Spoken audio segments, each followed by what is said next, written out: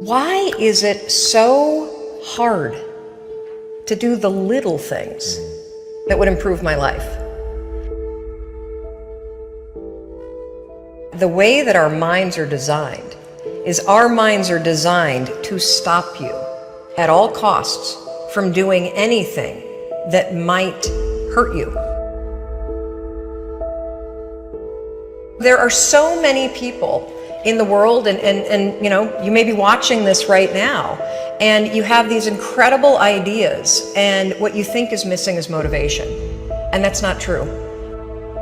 Because the way that our minds are wired, and the fact about human beings, is that we are not designed to do things that are uncomfortable or scary or difficult. Our brains are designed to protect us from those things because our brains are trying to keep us alive.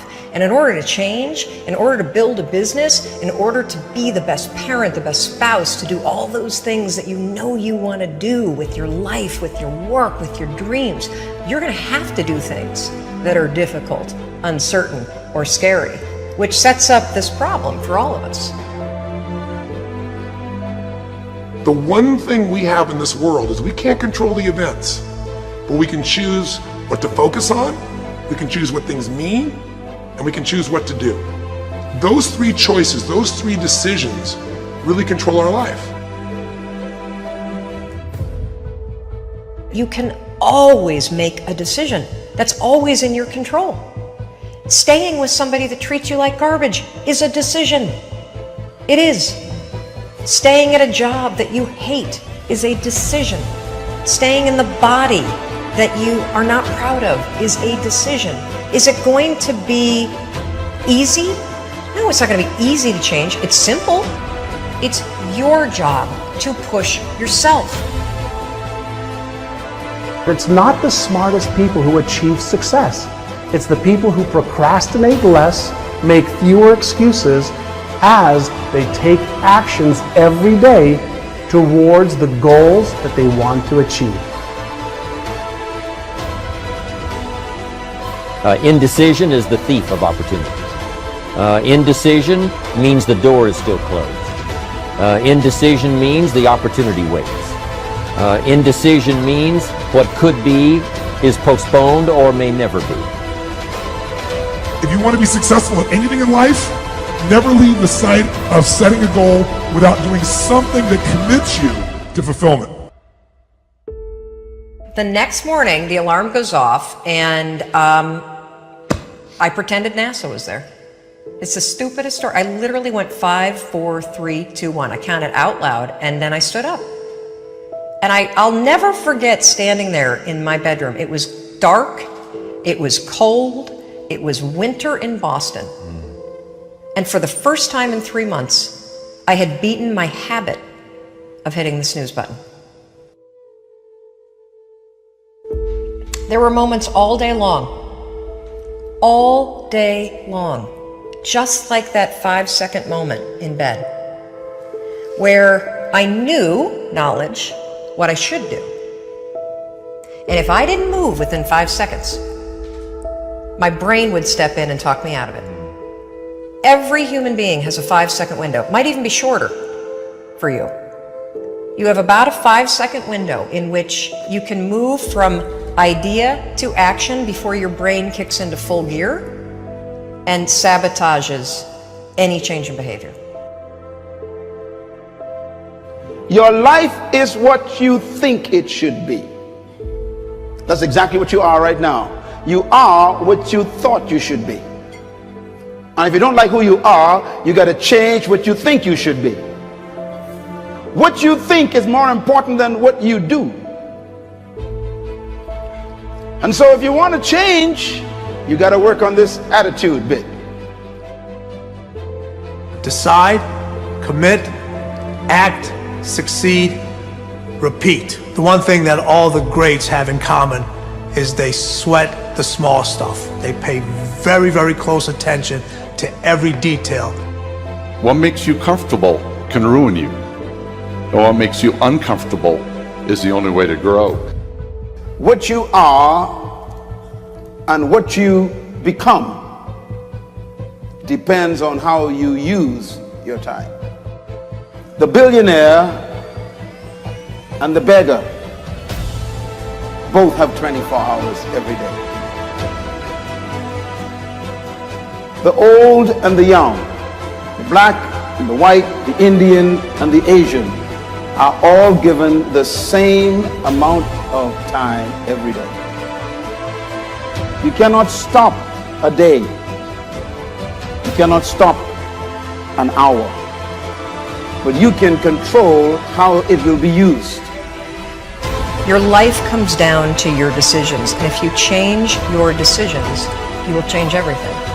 When you understand the power of a 5-second decision, and you understand that you always have a choice to go from autopilot to decision maker, everything in your life will change. You will be a different negotiator, you will be different in sales, you will be unstoppable in the gym, because you will realize the amount of garbage that you put in the way of your hopes, of your dreams, of your potential, of your confidence, of your courage. Everything comes down to the decisions that you make. Take ownership. Take extreme ownership. Don't make excuses. Don't blame any other person or any other thing. Get control of your ego. Take ownership of everything in your world, the good and the bad.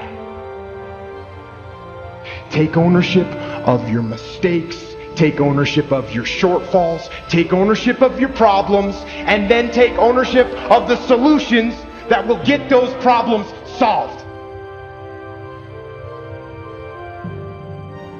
Take ownership of your mission. Take ownership of your job, of your team, of your future, and take ownership of your life. The first source of inspiration is deciding. Second source of inspiration is planning. And now, here's a big source of inspiration: beginning. Getting started. Actually turning thought and the notes on the paper, the plans, actually now committing it to action. Getting started. I'm a humongous believer that ideas are and that execution's the game. Well, I think the one thing that discipline definitely does help you with is it helps you get things done. And when you get things done, when you actually do things, you have more success. If you have more success, and sometimes a big part of success is just not being fucking lazy and just doing it. That's like 90% of it is just showing up. Get there and start working. Like, you're not gonna feel perfect every day. If I only worked out when I felt good, I'd be a fat f***. Discipline, it does start with waking up early. It really does. But that is just the beginning. And I always say that discipline is the root of all good qualities. But you have to absolutely apply it to things outside of just waking up early. It's everything. It's working out every day, making yourself stronger and faster and more flexible and healthier. Discipline is eating the right foods to fuel your system. It's about disciplining your emotions so you can make good decisions. Doing the tasks that you don't necessarily want to do, but that you know will help you. The thing about self-discipline is that it is necessary for everything you do in your life. You have to be self-disciplined. Discipline is not punishment. It's not. If you change your mindset and really focus it on what discipline really is, you start to welcome discipline. You welcome self-discipline into your life. People have to know you, not because, oh, he's a good salesman. Oh, he's a good this. Oh, he's an artist. People need to know you for one major thing first. He works. He produces. The guy's there every day. The guy's pushing and shoving. Because the truth is, no matter how good your ideas are, how good your art is, or how good your skill set is, If you're not working, man, if you're not vibrating at a frequency that people say, my God, how does that guy do all that? If you're not vibrating at that rate, if you're not working at that level, you're not going to make it.